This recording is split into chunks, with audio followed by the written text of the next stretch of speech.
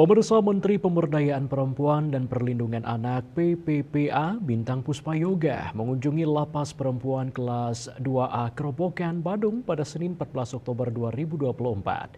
Bintang Puspayoga menegaskan para warga binaan perempuan membutuhkan keterampilan khusus untuk membiayai hidup mereka saat keluar dari lapas.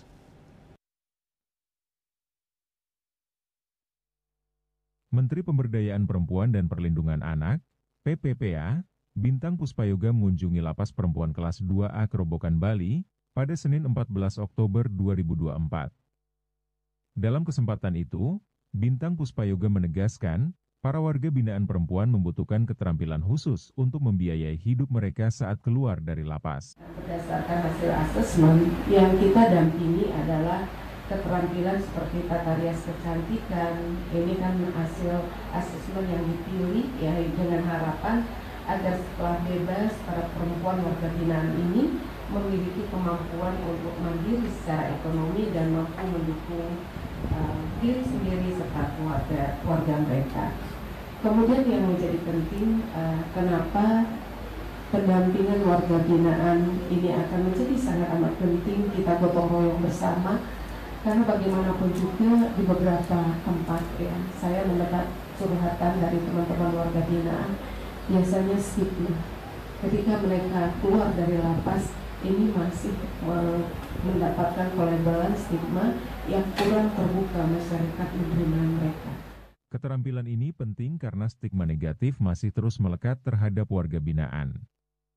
Kementerian Pemberdayaan Perempuan dan Perlindungan Anak, Kemen PPPA, sejak tahun 2023 secara masif menjalankan program pendampingan bagi perempuan warga binaan pemasyarakatan di 10 provinsi di Indonesia dalam bentuk pelatihan berbagai keterampilan di lembaga pemasyarakatan. Berdasar data terakhir 14 Oktober 2024 yang dihimpun dari Sistem Database Pemasyarakatan Publik dari Kementerian Hukum dan Hak Asasi Manusia, narapidana perempuan di Indonesia mencapai 10,053 orang.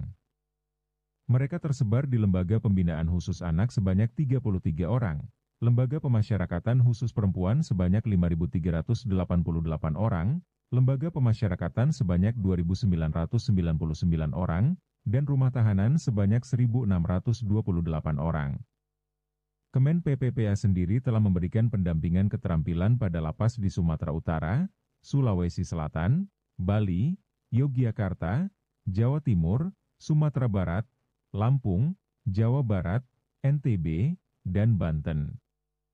Keterampilan yang diberikan menyesuaikan dengan jenis keterampilan yang digemari warga binaan dan peluang ekonomi setelah nantinya mereka bebas.